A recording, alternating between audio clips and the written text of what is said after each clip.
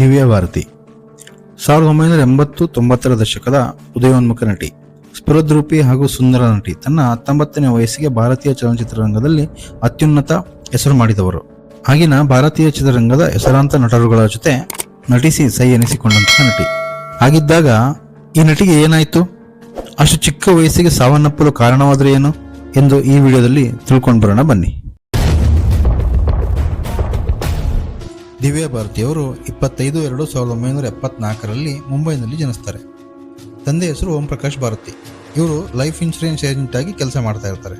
ತಾಯಿ ಮಿತಾ ಭಾರತಿ, ಇವರು house wife.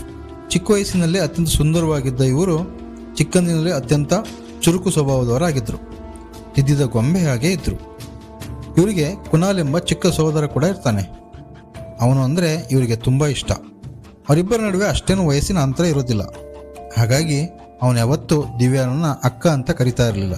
ಯಾವಾಗಲೂ ದಿವ್ಯಾ ಅಂತ ಹೆಸರಿಡದೆ ಕರಿತಾ ಇದ್ರು. ಇದು ಅವರಿಗೆ ಇಷ್ಟ ಆಗ್ತಿರ್ಲಿಲ್ಲ. ಇದಕ್ಕೆ ಏನಾದರೂ ಪರಿಹಾರ ಕಂಡುಹಿಡಿಯಬೇಕಲ್ಲ ಅಂತಂದೇಳಿ ಅವ್ರ ತಂದೆ ದಿವ್ಯಾ ಅವರಿಗೆ ದೀದಿ ಅನ್ನೋ ಒಂದು ನಿಕ್ ನೇಮ್ನ ಇಡ್ತಾರೆ. ಅದೇ ರೀತಿ ಮನೇಲಿರೋ ಎಲ್ಲರೂ ಅವ್ರನ್ನ ದೀದಿ ಅಂತಲೇ ಕರಿತಾ ಇರ್ತಾರೆ. ಆದರೆ ಕುನಾಲ್ ಮಾತ್ರ ಯಾವತ್ತೂ ದೀದಿ ಅಂತ ಕರೀಲೇ ಇಲ್ಲ, ದಿವ್ಯಾ ಅಂತಲೇ ಹೆಸರಿಡಿದು ಕರಿತಾ ಇದ್ದ. ಇದು ದಿವ್ಯಾ ಅವರಿಗೆ ಇಷ್ಟ ಆಗ್ತಿರಲಿಲ್ಲ. ಆಗಾಗ ಅವರಿಬ್ಬರ ನಡುವೆ ಈ ವಿಚಾರಕ್ಕೆ ಸಣ್ಣ ಪುಟ್ಟ ಜಗಳ ಕೂಡ ಆಗ್ತಾ ಇತ್ತು. ದಿವ್ಯಾ ಅಕ್ಕ ಅಂತ ಕರಿ ಅಂತ, ಆದರೆ ಕುನಾಲ್ ನಾನು ಅಕ್ಕ ಅಂತ ಕರೆಯೋದಿಲ್ಲ, ದಿವ್ಯಾ ಅಂತಲೇ ಕರಿತೀನಿ ಅಂತ ಚಿಕ್ಕ ವಯಸ್ಸಿನಲ್ಲಿ ಜಗಳ ಆಡ್ತಾ ಇದ್ರು.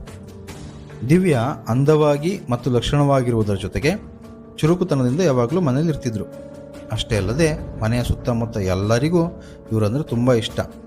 ಎಲ್ಲರಿಂದಲೂ ಪ್ರೀತಿ ಸಹಕಾರ ಇವರಿಗೆ